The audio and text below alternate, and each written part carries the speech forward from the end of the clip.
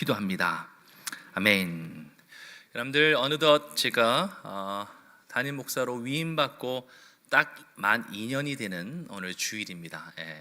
그래서 2년 사이에 제가 보니까 오늘 찬양할 때도 그렇고 기도할 때도 그렇고 이번 한 주 또 선교 부흥회가 있어서 제가 우리 성도님들 이렇게 모습을 면면을 보면서 느낀 것 중에 하나가 2년밖에 안 됐는데 참 많이 바뀌었다, 이런 생각을 참 느끼게 됐습니다. 다들 얼굴도 더 이뻐지시고 얼굴도 더 밝아지시고, 또 우리 성도님들 또 이렇게 새롭게 오신 분들도 모두가 사실 우리 공동체 안에서 하나님 주시는 은혜로 더 행복하면 좋겠다라는 생각을 늘 저는 마음에 두고 기도합니다. 자, 그런 점에서 오늘 우리 서로 앞뒤 좌우 한번 인사하시죠. 주 안에서 행복하세요, 이렇게 인사했으면 좋겠습니다. 주 안에서 행복하십시오. 축복합니다. 성도 여러분, 우리 그리스도인들이 이 험난한 세상을 살아갈 때 가장 필요한 것이 무엇이냐, 이렇게 여러분들이 질문을 받는다면 여러분들은 어떻게 대답하시겠습니까? 한번 잠깐 몇 초 동안에 마음에 한번 생각해 보시죠.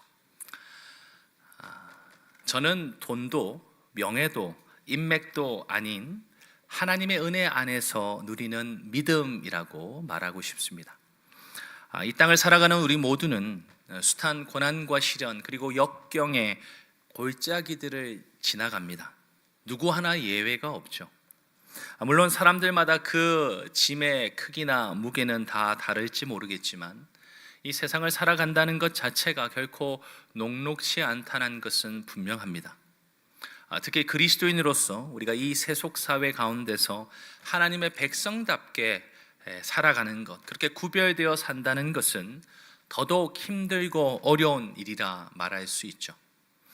그럴 때 과연 저와 여러분, 우리 그리스도인들이 정말 이 세상을 살아가기 위해 필요한 것, 그것은 뭐니 해도 세상을 이기고 승리할 믿음이라고 저는 확신합니다.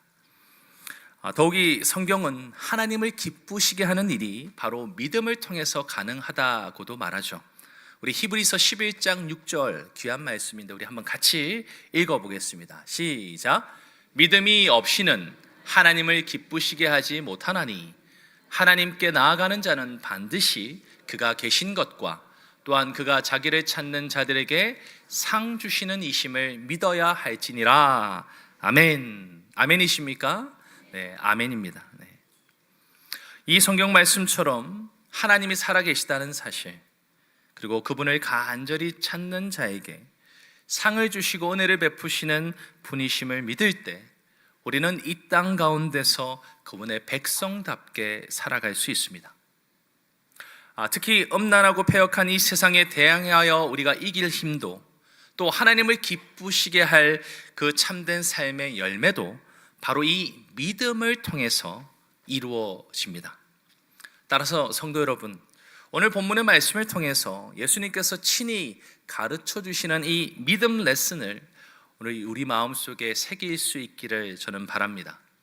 이 영적인 교훈을 통해서 우리 모두의 믿음이 지금도 좋지만 더 굳건해져 가고 더 강건해져 갈 수 있기를 주님의 이름으로 축원합니다. 여러분, 오늘 본문이 오래간만에 또 이 마가복음으로 왔는데요, 우리가 이 본문 앞선 내용들을 조금 기억해 보면 좋겠다 싶습니다. 이 마가복음 4장 말미에 보면요, 예수님께서 풍랑을 잠재우시는, 그래서 자연을 통치하시는 기적을 보여주셨습니다. 또한 오늘 본문에 바로 앞선 이 마가복음 5장 1절부터 20절까지의 내용에서는 예수님께서 군대 귀신이라고 불리는 귀신 떼를 쫓아내시는 그런 영적 권세를, 초자연적인 그 권세를 나타내 보이기도 하셨죠. 그리고 오늘 본문에서는 예수님께서 또 다른 하나의 놀라운 기적을 베푸십니다.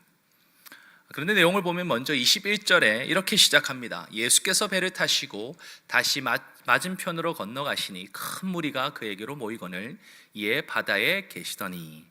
자, 우리가 보면 기본적인 배경에 대한 의미 없게 읽어갈 수 있는 내용이지만 이걸 잘 보시면 예수님께서 거라사인 그 이방 땅에 그 귀신에게 붙들린 바 돼서 참 참혹하게 살았던 그 한 사람을 회복시키시고 이제 다시 건너편 이 유대 땅으로 돌아오셨다, 그렇게 우리에게 설명해 주고 있습니다. 그리고 예수님의 소식을 듣고서 그 유대인 땅에 많은 이 유대인들이 예수님을 다시 막 찾아 모여들었다는 거예요. 자, 그런데 이때 이 야이로라고 하는 회당장이 예수님을 찾아왔습니다. 자, 그런데 놀라운 것은요, 그 사람이 예수님의 발 앞에 엎드렸던 거죠.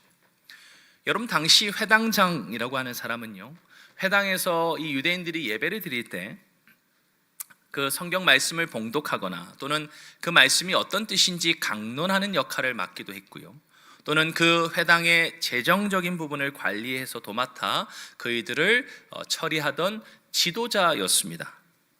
특히 그 지역에서 부도 또 여러 가지 명성도 가지고 있던 덕망이 있는 사람을 보통 그 회당장으로 세웠단 말이죠. 자, 그런 그가 오늘 수많은 사람들이 모였어요. 예수님이 다시 온 그 유대 땅에 사람들이 막 왁작지껄하게 모여 있는 그곳에 젊은 그 예수님 발 앞에 이 사람이 자신의 체면도 자신의 지위도 내려놓고 엎드렸다는 겁니다. 자, 그 이유가 무엇일까요? 오늘 다름이 아니라 죽어가는 자신의 딸을 예수님께서 살려주시기를 간절히 간구하고자 했기 때문입니다. 그는 예수님께서 죽어가는 자신의 딸에게 손만 얹어주셔도 그 아이가 살아날 것이라고 분명히 믿음 가운데 바라보고 있었죠. 오늘 본문 23절인데 우리 한번 같이 읽어보겠습니다. 시작. 간곡히 구하여 이르되 내 어린 딸이 죽게 되었사오니 오셔서 그 위에 손을 얹으사 그로 구원을 받아 살게 하소서 하거늘. 성도 여러분, 여러분은 어떤 믿음을 가지고 계십니까? 저는 예수님께서 죽어가는 사람도 살리신다는 것을 분명히 믿습니다. 하나님께서는 그분의 뜻 가운데 두시면 못 고칠 질병이 없고 살리지 못할 사람이 없음을 저는 확실히 믿습니다. 제가 어린 시절 나이가 채 40밖에 되지 않았던 저희 선친께서는 1년밖에 살지 못한다는 시한부 인생을 선고받으셨습니다. 하지만 그 죽음의 위기 가운데서 하나님께서는 저희 선친은 물론이고 저희 가정을 주님께로 이끌어 주셨습니다. 그 덕분에 친가도 외가도 어느 친척들 가운데도 믿음의 가정 하나 없던 상황 속에서 오직 우리 가정만, 저희 가정만 유일하게 예수님을 믿고 살아갈 수 있게 되었습니다. 그리고 저희 선친 또한 예수님을 믿고 기적과 같은 치유를 경험하셨죠. 1년밖에 살지 못한다고 그렇게 시한부 인생을 선고받았지만 하나님께서는 무려 20년의 인생을 더 주셨습니다. 아들로서 저는 그 곁에서 그 인생을, 그 삶의 과정을 똑똑히 보았습니다. 그래서 저는 하나님께서 불치병도 고칠 수 있고 죽어가는 사람도 살리실 수 있다는 것을 분명히 믿고 확신합니다. 많은 분들이 아실 겁니다. 제가 우리 환우들 위해서 기도할 때 저는 그저 하지 않습니다. 왜? 하나님이 내 삶 속에서 분명히 살리시는 일도 보여주셨고 고쳐주시는 것을 분명히 여러 번 곳곳에서, 그리고 저도 직접 경험하면서 그 일하시는 하나님을 분명히 체험하고 알았기 때문에 확신 속에 기도하는 거죠. 성도 여러분, 예수 그리스도께서 그분의 뜻 가운데 두셨다면 죽어가는 사람도 분명히 살리실 수 있는 줄 믿습니다. 그리고 여기 계신 분 누구도 예외 없이 그런 믿음과 확신 가운데서 예수 그리스도를 구주로 믿고 살아가실 수 있기를 주님의 이름으로 축원합니다. 사실 우리가 교회 공동체 안에서 이 육신의 연약함으로 고통받는 우리 환우들을 위해서 간절히 기도하는 것, 그것은요, 하나님께서 우리의 기도를 분명히 들으실 뿐만 아니라 그분의 뜻 가운데서 고쳐서 치유하시고 살려서 생명 주시는 역사가 있다는 것을 분명히 믿기 때문이죠. 물론 여러분, 그 모든 결과는 바로 선하시고 완전하신 하나님 그분의 모든 손길 가운데 달려 있습니다. 때로는 치유와 회복을 결과로 응답해 주시기도 하고, 혹은 다 이해할 수는 없지만 전혀 그렇지 않은 결과를 보여주시기도 하죠. 그럼에도 불구하고 그 모든 결과가 선하시고 실수가 없으신 우리 하늘 아버지 되시는 하나님께로부터 비롯된다는 것을 우리는 모두 믿고 바라봅니다. 하지만 하나님께서 그 결과와 상관없이 그분의 자녀인 저와 여러분에게 기대하시는 것은 무엇일까요? 그것은 그 주님을 향해서 믿음으로 반응하는 것입니다. 우리가 간구하고 구하는 것의 결과는 우리 하늘아버지께서 그분의 주권 속에 이루어 가시는 것이고, 그것을 향하여 우리가 하나님을 향해 간구하고 우리가 또 보여줘야 될 태도와 마음은 다름이 아니라 그분을 믿는 믿음의 반응이라는 것이죠. 그런 점에서 오늘 본문은 우리에게 다음과 같은 아주 중요한 세 가지의 이 믿음 레슨을 가르쳐 줍니다. 여러분, 첫째는 절박하고 고통스러운 상황이라 할지라도 우리는 간절한 믿음을 가져야 합니다. 여러분, 오늘 회당장을 보십시오. 회당장 야이로의 집으로 바삐 가고 있었습니다. 그런데 그때에 또 하나의 사건이 벌어지죠. 우리가 읽었던 이 긴 분량 속에는 크게 두 가지의 사건이 함께 연결되어 있습니다. 바로 이 회당장 집으로 가던 그 길에 예수님께서는 12해 동안 혈루증을 앓은 고통받던 여인을 만나게 되었습니다. 근데 그녀는요, 아주 비참하고 고통스러운 상황이었습니다. 오늘 26절은 뭐라고 말합니까? 우리 한번 같이 읽겠습니다. 시작. 많은 의사에게 많은 괴로움을 받았고 가진 것도 다 허비하였으되 아무 효험이 없고 도리어 더 중하여졌던 차에. 아멘. 자, 그녀는 수많은 의사를 찾아다녔습니다. 하지만 어떻게 해요? 괴로움만 더하게 됐단 말이죠. 가진 재산도 다 허비할 수밖에 없었습니다. 여러분들 잘 아시죠? 우리가 환우들을 위해서 기도하는 제목들 속에 뭐가 있습니까? 네, 재정적으로 어려움 당치 않도록 하나님 돌보아 주십시오. 어려운 육신의 이들을 고쳐가는 일에는 많은 그런 재정적인 부담이 따라올 수밖에 없습니다. 그런데 이 여인도 가진 재산을 다 허비하며 자신의 이 질병을 고치려고 아둥바둥 노력하였던 거죠. 그런데 어떻습니까? 도리어 병은 깊어져 있었습니다. 육체적인 고통은 물론이고 재정적으로도 파탄을, 또 심리적인 절망 가까이에 그녀는 다가가 있었죠. 모든 게 그녀를 완전히 바닥으로 끌어내리고 있었습니다. 심지어 그녀가 앓고 있었던 이 혈루증이라고 하는 것은 몸에서 이 피나 다른 어떤 부분들이, 분비물들이 유출되는 병이었기 때문에 구약의 율법상 부정한 것으로 여겨졌습니다. 그러니까 그녀가 접촉하는 사람이나 물건은 어떻게 됩니까? 율법상 부정해져 버리죠.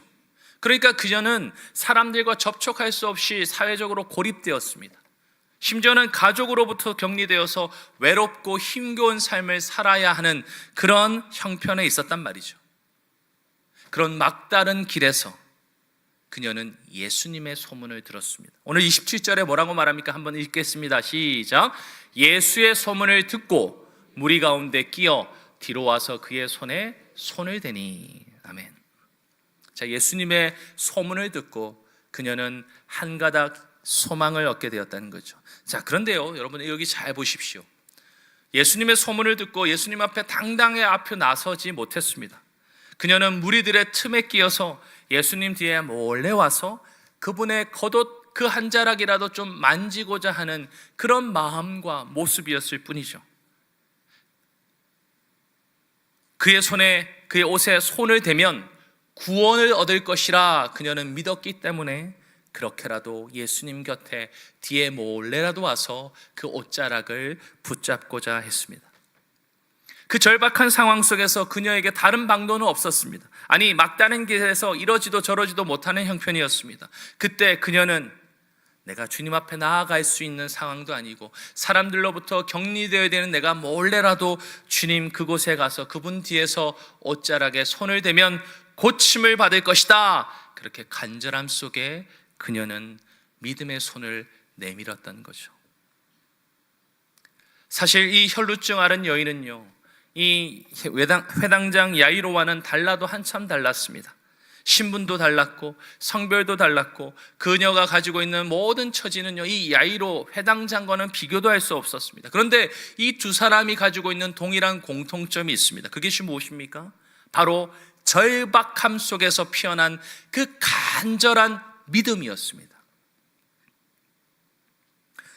회당장 야이로는 죽어가는 딸 그 아이에게 예수님이 손만 얹어주셔도 나을 것이라고 하는 간절함 속에서 믿음을 갖고 있었고, 동시에 이 12해 동안 혈루증을 앓은 여인은 예수님 손에 그 옷에 손이라도 대면 내가 그분 앞에 나아갈 자격도 없고 그분 앞에 뭔가 얼굴을 드러내밀며 함께 할 수 있는 상황도 아닐지 몰라도 내가 그분 옷자락 조그만 것 뒤에서 손에 그렇게 붙잡아 터치라도 하면 깨끗하게 고침을 받을 것이라고 하는 그 간절한 믿음이 있었던 거죠. 아무리 예수님 앞에 나아갈 용기도 없고 때로는 자격도 없다 그렇게 생각되어도 그분의 겉옷만 만지면 치유함을 받을 것이라 그렇게 여겼던 그녀 안에의 믿음을 통해 주님은 놀라운 일을 보여주셨던 것입니다. 사랑하는 성도 여러분, 이 얼마나 놀라운 믿음입니까?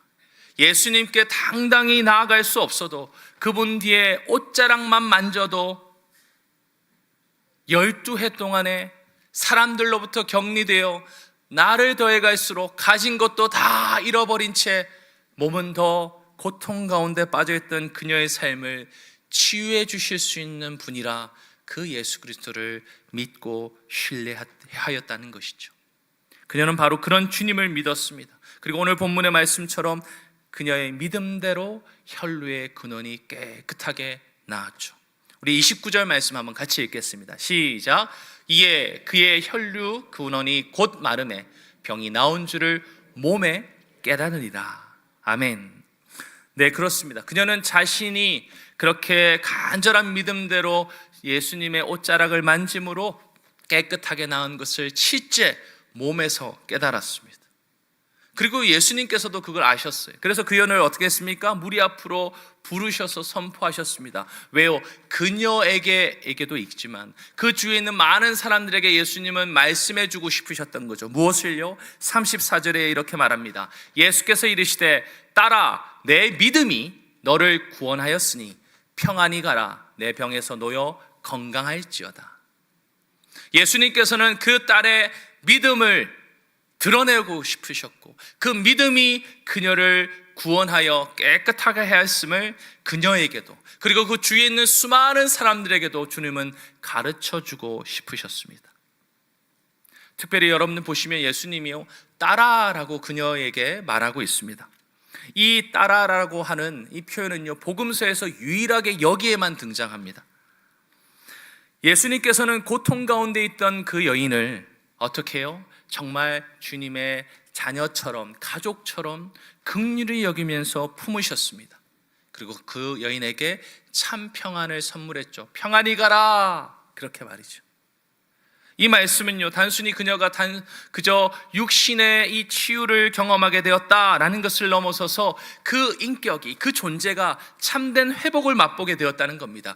주님 안에서 진정한 평안을 누리고 육신의 고통만이 아니라 그녀의 모든 삶에 어그러지고 깨어지고 찢기고 상처받은 것들을 주님은 깨끗하게 고쳐 회복시켜 주셨던 것이죠.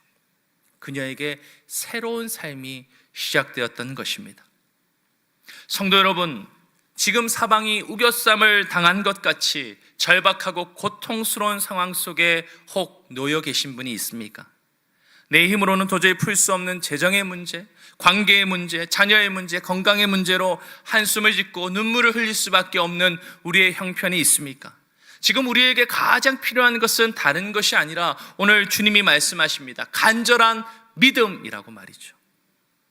하나님께서 행하실 치유와 온전한 회복의 역사를 기대하고 소망하면서 그분 앞에 믿음으로 반응하는 삶 말이죠.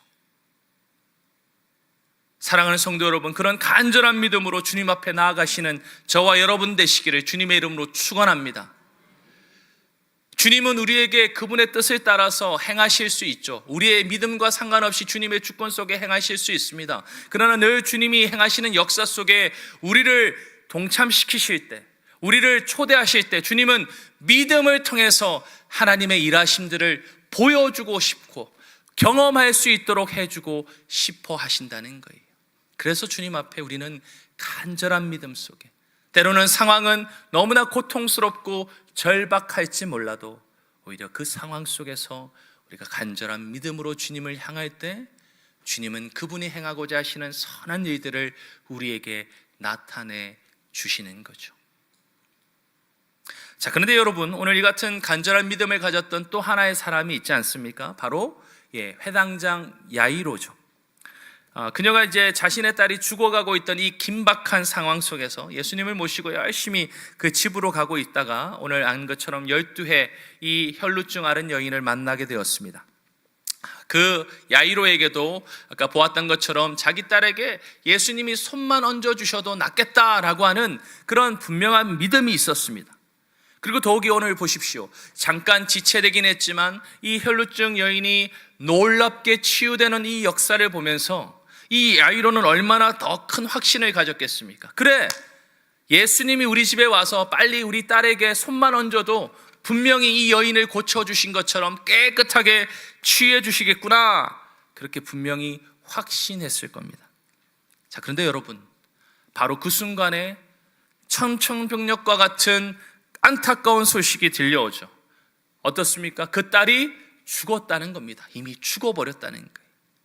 오늘 35절의 말씀입니다. 우리 한번 같이 읽겠습니다. 시작. 아직 예수께서 말씀하실 때에 회당장의 집에서 사람들이 와서 회당장에게 이르되 당신의 딸이 죽었나이다. 어찌하여 선생을 더 괴롭게 하나이까? 여러분, 얼마나 기가 막힌 상황입니까? 절박함을 넘어서 이제 절망이 되어버렸습니다. 내가 간절하게 주님 앞에 두고 있던 마음이 이제는 완전히 무너져서 허무하게 곤두박질 치고 말았습니다. 야이로는 세상이 무너져 버린 것처럼 느껴졌을 것입니다. 아니, 이 시간이 지체되지만 않았어도 이런 일은 일어나지 않았을 텐데 이제는 끝나버렸구나. 그는 분명히 모든 게 허사라고 낙심하고 있었을 겁니다. 이제는 끝이라 말할 수밖에 없는 절망의 그 순간이 되어버린 거죠. 슬픔과 탄식이 그를 온통 덮쳤을 것입니다. 그런데 바로 그때 예수님께서는 따뜻하게 그 야이로에게 말씀하시죠. 오늘 본문 36절입니다. 우리 한번 같이 읽습니다. 시작. 예수께서 그 하는 말을 곁에서 들으시고 회당장에게 이르시되 두려워하지 말고 믿기만 하라 하시고. 아멘. 두려워하지 말고 믿기만 하라. 성도 여러분, 예수님께서는 지금 상황과 환경을 모르시는 게 아닙니다. 오늘 뭐라고 말합니까? 곁에서 들으시고 라고 분명히 말하죠. 주님이 아무것도 모르고 그냥 마치 그냥 허무맹랑한 얘기를 말씀하고 있는 게 아니라 모든 상황을 잘 아시지만 그분은 자기 스스로가 생명의 주관자이심을 오늘 이 말씀을 통해서 선포하시는 거죠. 두려워하지 말고 믿기만 하라. 바로 예수님 자신을 바라보라고 명령하셨습니다. 우리의 삶에 스스로는 감당할 수 없는, 아니 더 깊은 나락에 빠져서 이제는 끝이라 말할 수밖에 없는 그런 상황과 형편에 처해 있을 때라도 주님은 우리에게 뭐라고 말씀하신다고요? 두려워하지 말고 믿기만 하라. 두려움밖에 없는 그곳에서 주님이 우리에게 요청하시는 것은 다른 게 아닙니다. 이것 해라 저것 해라 그런 게 아니라 주님은 믿음을 우리에게 말씀하신다는 거예요. 사실 성도 여러분, 믿음의 반대말은 무엇입니까? 우리는 보통 믿음의 반대말을 의심이라고만 대답할 때가 많이 있습니다. 그런데 믿음의 반대말은 의심을 넘어 사실은 두려움입니다. 두려움이 우리의 눈을 가리면요, 믿음은 길을 잃어버립니다. 우리에게 대단해 보이던 믿음이 어디로 도망갔는지 찾을 길이 없게 됩니다. 우리의 삶에 이런 순간들이 얼마나 많이 찾아옵니까? 얼마나 자주 찾아옵니까? 간절히 기도했는데도 불구하고 돌아오는 대답은 이제 상황 끝, 상황 종료라고 우리에게 그 결과가 찾아올 때가 분명히 있죠. 사업하시는 분에게 갑자기 부도가 확정되는 소식이 찾아올 수 있고요. 그 어려운 암을 치료해 가고 있는데 암세포가 더 퍼져 손 쓸 수가 없다는 그런 낙심의 절망을 우리에게 들려주는 진단 결과를 들을 때도 있습니다. 그리고 사랑하는 이를 돌이킬 수 없이 이제는 떠나보내야 되는 슬픔의 그런 이야기, 그런 것들이 바로 오늘 우리에게는 상황 종료라고 말하는 그런 것일 수 있죠. 더 이상 어떤 소망도 가질 수 없는, 그래서 마치 사망의 음침한 골짜기를 다닌 것 같은 때에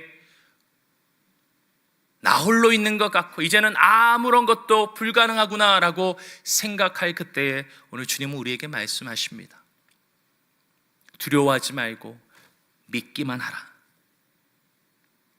종교개혁자인 이 존 칼빈은 이 기독교 강요에서 믿음에 대해서 이같이 표현했습니다. 믿음은, 한번 들어보십시오. 믿음은 우리를 향한 하나님의 인자하심에 대해 굳건하고 확신한 지식이다. 여러분, 우리가 하나님을 더 알아갈수록, 우리가 그분에 대한 지식을 가질수록 우리의 믿음과 우리의 신앙은 더욱더 단단하게 굳건해질 수 있습니다. 자, 그런데 오늘 뭐라고 말한다고요? 믿음이라고 하는 것은 하나님이 얼마나 인자하시는 분지에 대해서 우리가 가지는 그런 굳건한 확실한 지식이라는 거예요. 하나님을 알아야 우리는 하나님을 믿을 수 있는데 그것을 더 굳건하게 가질 수 있도록, 분명히 우리가 붙들 수 있도록 주님을 알아가는 그 삶 속에 무엇을 두셨다고요? 믿음이라고 하는 것을 두셨단 말이죠. 주님이 요구하시는 믿음은 다 잘 될 거라고 하는 그저 아무런 근거 없는 긍정적인 자기 암시가 아닙니다.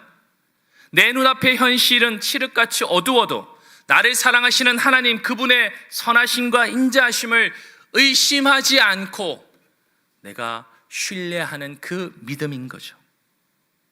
그렇기 때문에 예수님은 야이로에게 그 상황을 모르시지 않은 상태에서 믿기만 하라, 그렇게 말씀하셨다는 겁니다. 심지어 야이로의 집에 왔더니 모인 사람들이 뭐라고 말합니까? 이 소녀가 이미 죽었다고. 그래서 곡하면서 이미 장례 예식을 치르고 있었습니다. 그런데 예수님이 그들에게 뭐라고 말합니까? 아이가 죽은 것이 아니라 잔다, 그렇게 말하니까 그 예수님에 대해서 사람들이 비웃죠. 하지만 예수님은 계속해서 명령하셨습니다. 오직 주님만 바라보는 그 진짜 믿음으로 반응하라고, 두려워하지 말고 믿기만 하라고 주님은 그 야이로를 붙드시고 권면하셨던 것이죠. 그리고 오늘 본문 41절에 보는 것처럼 이미 죽은 그 야이로의 딸에게 주님이 뭐라 말씀하십니까? 달리다굼, 소녀야 일어나라 선포하셨고, 그 주님의 명령대로, 그 말씀의 권세대로 그 소녀는 다시 살아났습니다. 물론 여러분, 믿음이 없는 사람들은요, 이 놀라운 기적의 역사를 듣고서도 마치 허무맹랑한 소설같이 치부할지도 모르겠습니다. 신화와 같은 에피소드라고 그렇게 말해버리고 말지 모르겠습니다. 하지만 예수님께서는 오늘 본문을 통해서 저와 여러분에게 분명히 가르쳐 주십니다. 믿음의 레슨을 말이죠. 사랑하는 성도 여러분, 절망으로 여겨지고 끝이라고 말할 수밖에 없는 상황과 그런 형편일지라도 그것을 뛰어넘는 믿음으로 반응하시는 저와 여러분 되시기를 주님의 이름으로 축원합니다. 주님은 상황을 모르시지 않으시고 그 모든 상황 속에서도 두려워하지 말고 믿기만 하라 우리에게 말씀하신다는 거예요. 무모한 것 같이 보이고 비이성적인 것처럼 여겨질지 모르지만 하나님께서 그분의 자녀들에게 요구하시는 믿음은 바로 그런 상황과 환경을 뛰어넘는 믿음인 줄 믿습니다. 그러면 주님은요, 그분이 뜻하신 가장 선하고 가장 온전한 것을 우리에게 응답해 주신다는 거예요. 물론 하나님께서는 우리가 바라고 소망하는 대로 그렇게 일하시지 않을 때도 있지만 그것보다 더 큰 하나님의 계획과 뜻이 있다는 것을 우리는 시간을 통해서도 분명히 깨닫게 될 줄 믿습니다.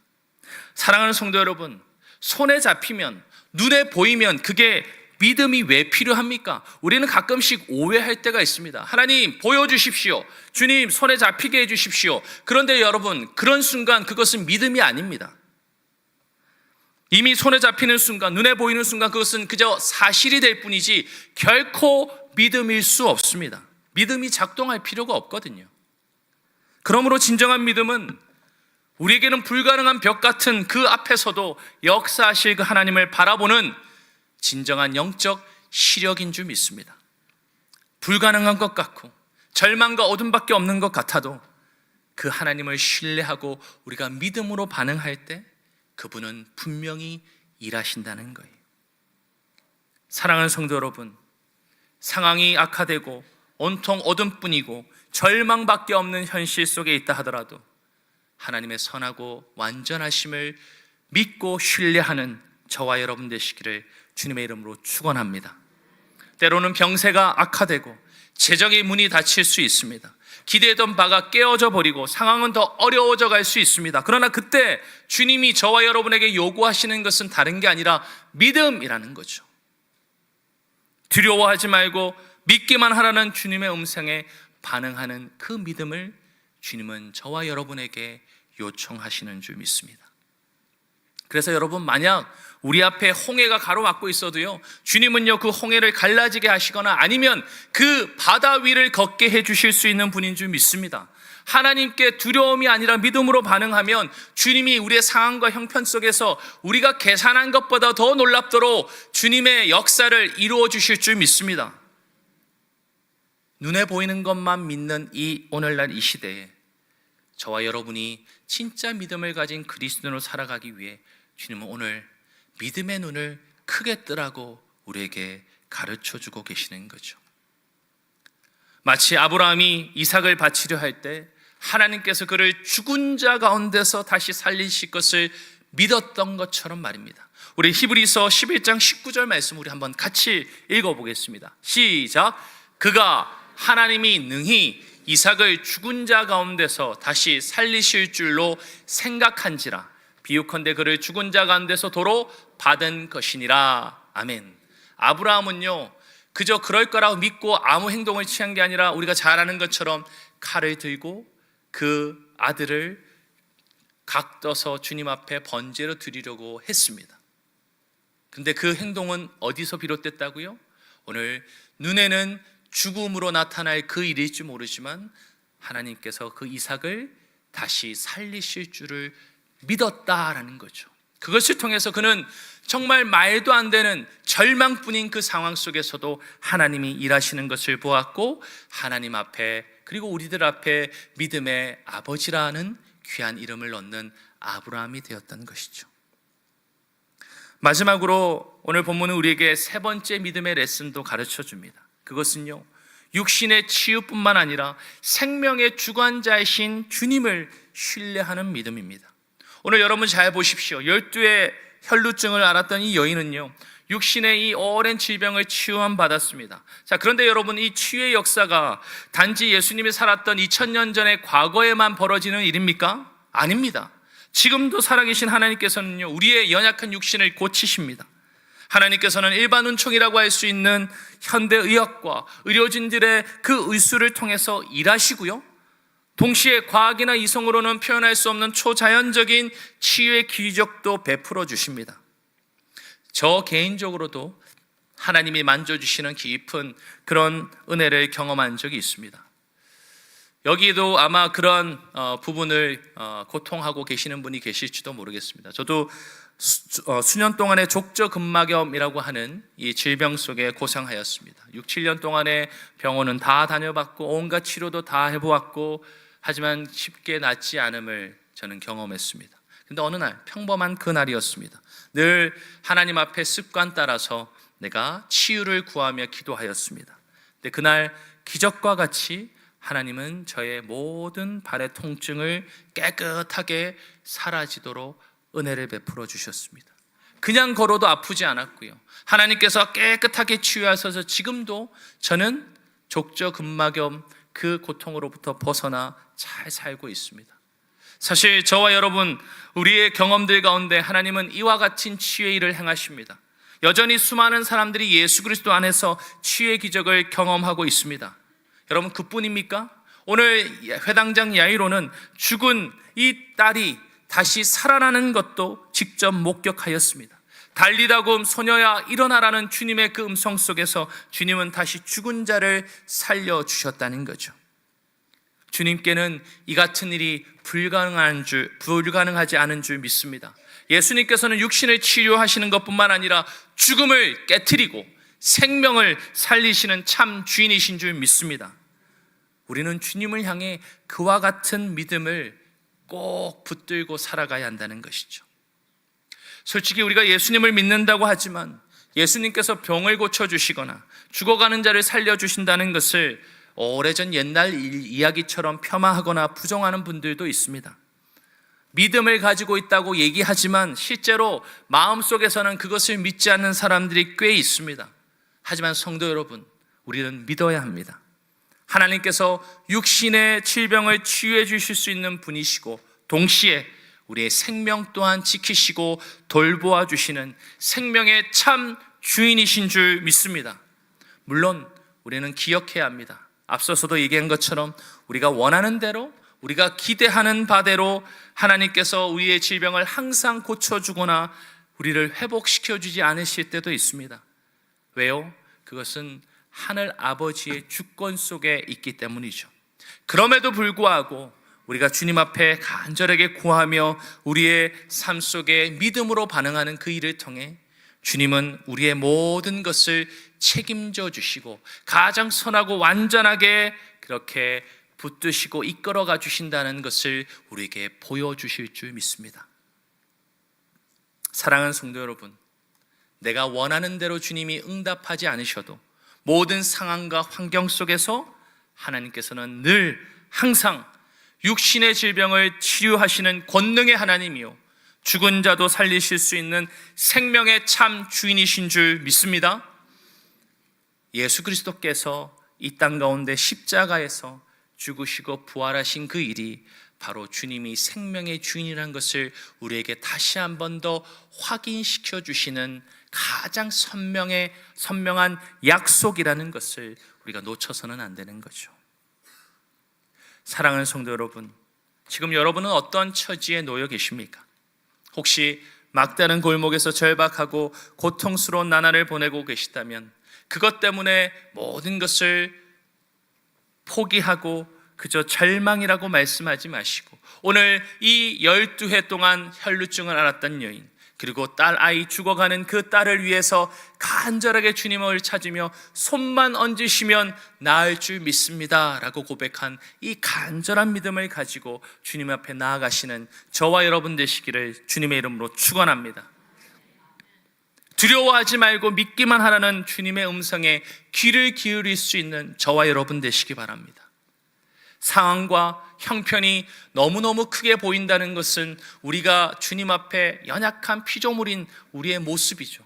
그러나 그렇기 때문에 주님은 우리에게 계속 말씀하십니다. 의심 정도가 아니라 두려움이라고 하는 이 믿음의 반대 상황 속에서 허우적거리지 말고 두려움을 벗어나 믿기만 하라고 하는 주님의 음성 속에 다시 한 번 더 우리를 일으켜 세워주시는 것이죠. 그리고 무엇보다도 그 주님은 육신의 치유는 물론이고 우리의 생명의 주인이신 줄 믿습니다.